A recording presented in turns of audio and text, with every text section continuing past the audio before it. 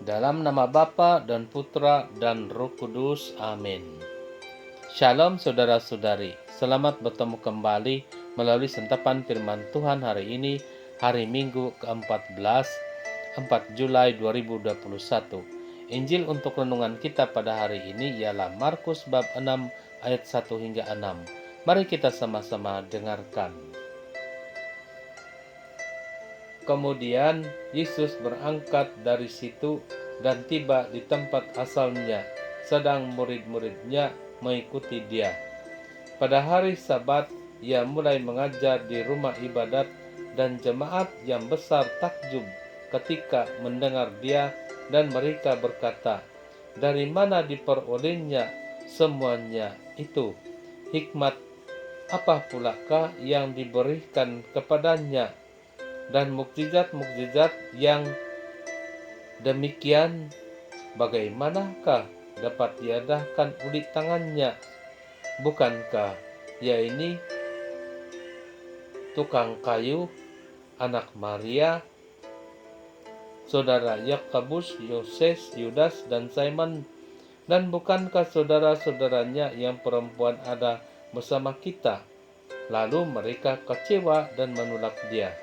Maka Yesus berkata kepada mereka, "Seorang nabi dihormati di mana-mana, kecuali di tempat asalnya sendiri, di antara kaum keluarganya dan di rumahnya.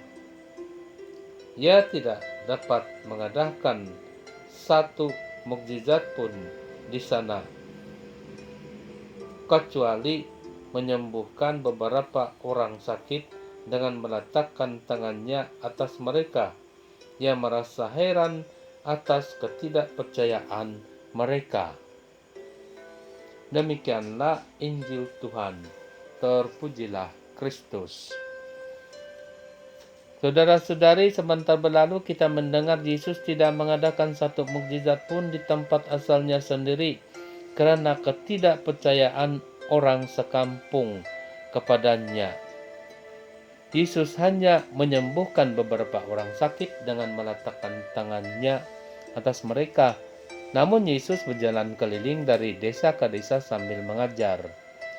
Saudara-saudari, kata orang, karena terlalu biasa dengan orang tertentu, ada kecenderungan menganggap orang tertentu itu tidak mempunyai sesuatu yang lebih baik dan lebih berharga, sampai tidak kisah dan tidak menghargainya.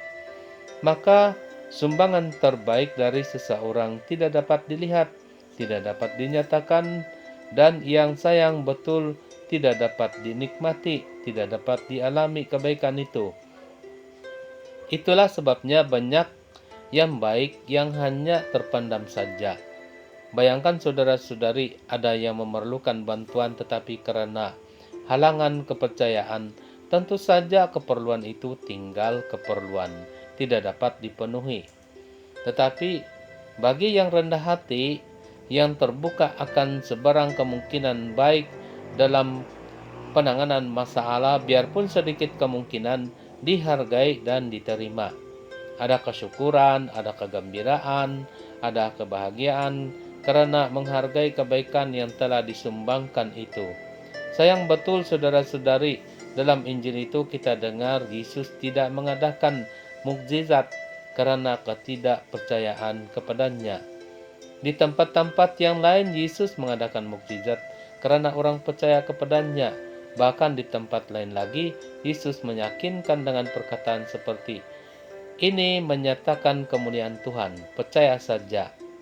Seperti Yesus membangkitkan anak perempuan Jairus dengan mengatakan "Talitha kum", yang berarti, "Hai anak kecil, bangkitlah." Seperti di Nain, Yesus berikan penghiburan, mengembalikan kegembiraan kepada ibu yang berduka cita dengan membangkitkan anak tunggal mudanya.